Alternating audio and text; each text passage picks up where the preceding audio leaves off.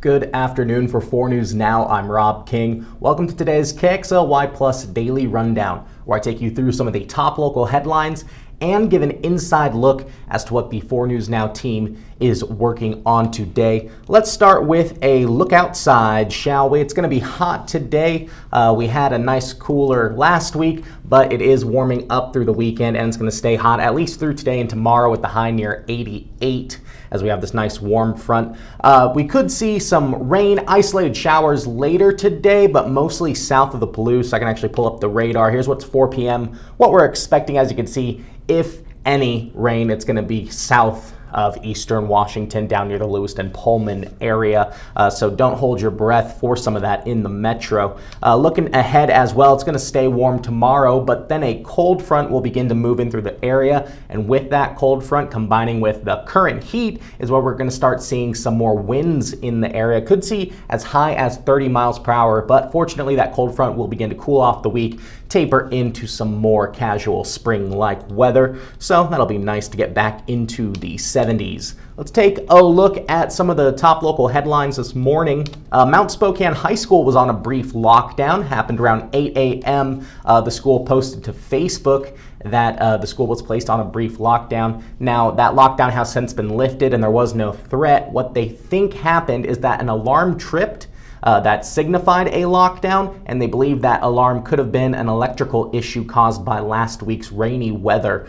So some water could have gotten into the electrical, caused that alarm to trip when there was no threat on the campus. So that lockdown has since been lifted, but that was a whirlwind of a morning at Mount Spokane High School today. 4 News Now's Peter Choi, he's following up on a story that happened Sunday. It was a vehicle and pedestrian collision. A pedestrian was killed while trying to cross Palouse Highway south of Spokane near South Baltimore Road. Now, the driver did stay at the scene and cooperated, but the woman unfortunately died from her injuries at the scene. Firefighters were on scene. That area was closed for a long time. You know, it's a major thoroughway, so there were a lot of other roads you had to take yesterday, and they are still investigating in that area. So what Peter wants to do is go and speak with neighbors. Once he tweeted out yesterday what was happening as it was breaking, he started to hear from people that live in that area talking about just how dangerous that roadway is. Vehicles driving way too fast, but there are pedestrians and bikers as well. So Peter's going to be speaking with police about if this is an issue they've seen in that area before, and what they can do, if anything, in that area as well. So Peter Choi, following up with that, he's back from vacation, so it's nice to have Peter back as well. Vanessa Perez, she is looking at East Valley Middle School today. So last week, with all the rain and the thunderstorms that we had, you can see in this image, East Valley had to put up these trash cans in which rain was pouring down from the roof.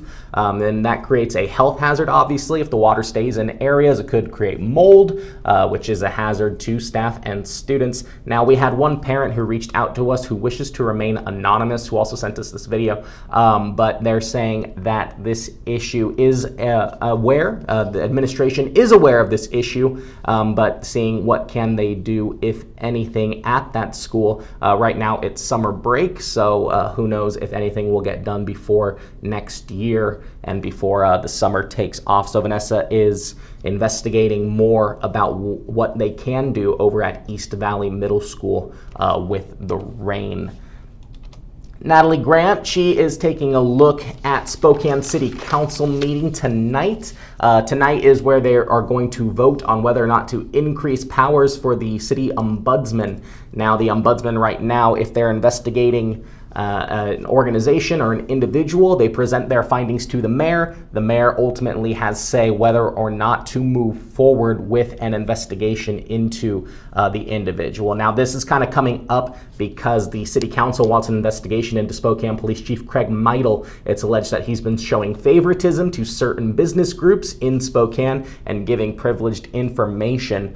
So Natalie actually spoke with the current ombudsman about what their role is right now in the city, and what it could look like if, again, the City Council votes to move forward with this amendment that would give the Ombudsman power to just go ahead and begin their own investigation. They would not need final approval from the mayor. So Natalie Grant will have that tonight.